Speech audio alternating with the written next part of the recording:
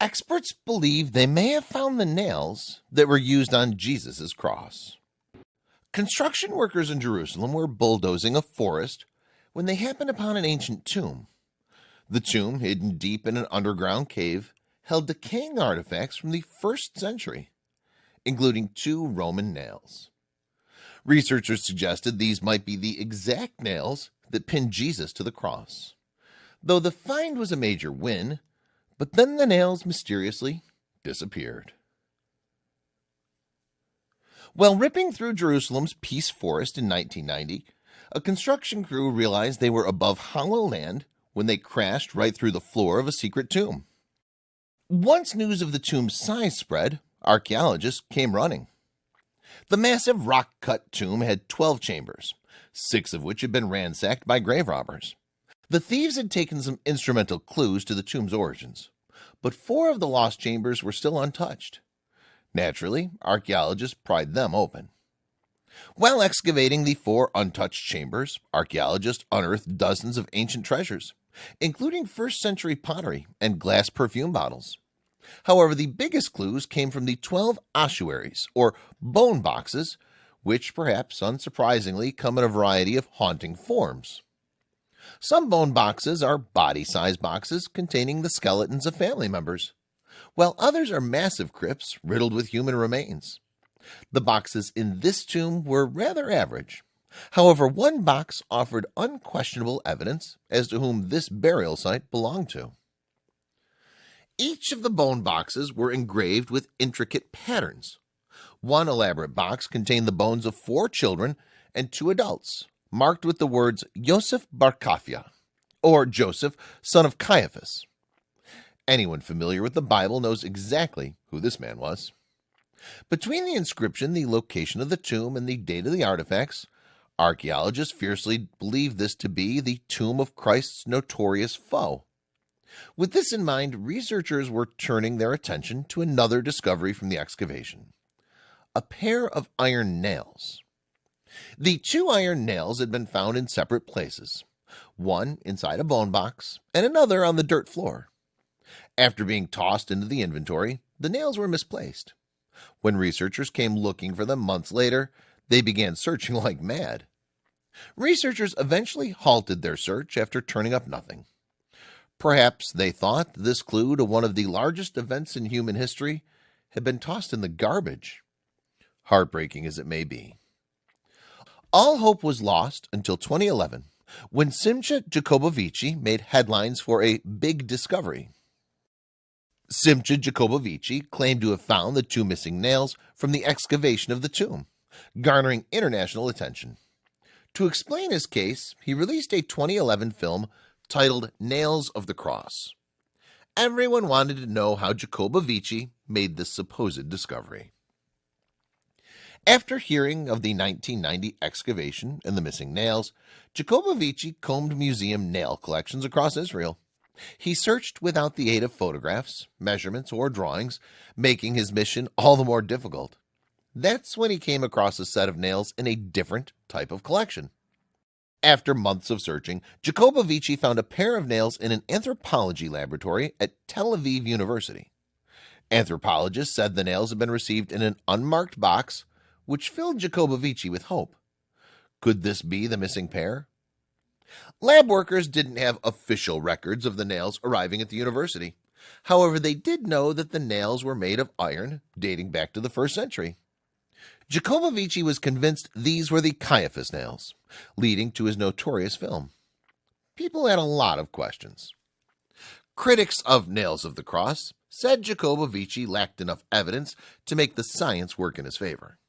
However, while people weren't 100% convinced by his ludicrous theory, they admitted that some of it made perfect sense. In fact, Jacobovici seemed to be building a strong case. For instance, Jacobovici knew the nails were used in a crucifixion because of the way they were bent. Both nails had been hammered upward, as was common in that method of execution. The purpose? To keep people from lifting their body from the cross. While this evidence was compelling, Jacobovici had even more to offer. Throughout history, crucifixion nails were made into healing amulets. Jacobovici believed this gave Caiaphas a reason to keep the nails without knowing their significance. If Caiaphas did know their significance, said Jacobovici, he might have kept them out of guilt. Still, there was one crucial piece of evidence missing. Without a team to take a serious look at the nails in question, Jacobovici was written off for his findings. Almost a decade later, when Jacobovici's film was far from everyone's minds, researchers decided to examine the nails with new technology. Their findings put Jacobovici right back in the spotlight. In 2020, a team of researchers used an electron microscope to reanalyze the nail's composition. First, they studied the old bone boxes and sediments of the Caiaphas tomb. Then they examined the chemical composition of the nails. If the samples matched, the findings could exonerate Jacobovici's claims. To Jacobovici's delight, the two iron nails contained the same exact materials found in the remains of Caiaphas's tomb. Not only that, but the nails had slivers of wood and bone both outside and inside, meaning they were undoubtedly used in a crucifixion. But was it the crucifixion of Jesus? If you look at the whole story, historical, textual, archaeological, they all seem to point to these two nails being involved in a crucifixion, said Jacobovici. Since Caiaphas is only associated with Jesus' crucifixion, you put two and two together and they seem to imply that these are the nails. However, the find was complicated by another biblical discovery. The Shroud of Turin is believed by many to depict the literal face of Jesus Christ following his burial. It's one of the most coveted historical relics known to man, and its mystery may have finally been solved. The Shroud of Turin is a simple piece of twill cloth bearing traces of blood and a subtle imprint of a man's body. Thousands of people visit the shroud each year to see the object that covered Jesus Christ's battered body prior to the resurrection. In the 1980s, a group of scientists used radiocarbon dating to analyze the cloth, concluding that the shroud was crafted between 1260 and 1390. This suggests that the shroud was an ingenious and elaborate fake, which ruffled feathers. Religious zealots and critics alike immediately argued that researchers used patched-up portions of the shroud that could vary in age depending on when they were done. This would result in an inaccurate estimate. According to the Gospel of Matthew, upon Jesus' death, the earth shook, the rocks split, and the tombs broke, indicating that a massive earthquake occurred. Some geologists argued that an earthquake of a high magnitude could have released a surge of neutrons that would throw off radiocarbon dating. In the most recent 2015 study, a geneticist named Gianna Baracci and his team analyzed dust carefully extracted from the shroud. These dust particles contained traces of both plant and human DNA. Baracci then separated and sequenced the human mitochondrial DNA, which is passed from mother to child. The genetic lineage of the sequenced DNA suggested that the garment had been touched by people in North Africa, East Africa, and even China. Once sequenced and analyzed, the plant DNA expressed a diverse lineage as well. The DNA snippets came from everywhere. Mediterranean clovers, European spruce trees, trees from North America, and East Asian plum trees were all present on the shroud. Nevertheless, the most prominent genetic indicators seem to originate from areas around the Middle East and the Caucasus. This could signal that the cloth came from an area close to the supposed tomb of Jesus Christ.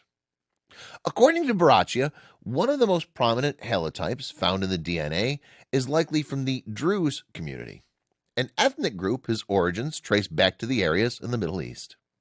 Farley stated, "They've done a good job, and they've identified a number of species that mean, broadly speaking, nothing at all," meaning that Hugh Farley doesn't believe the results are conclusive.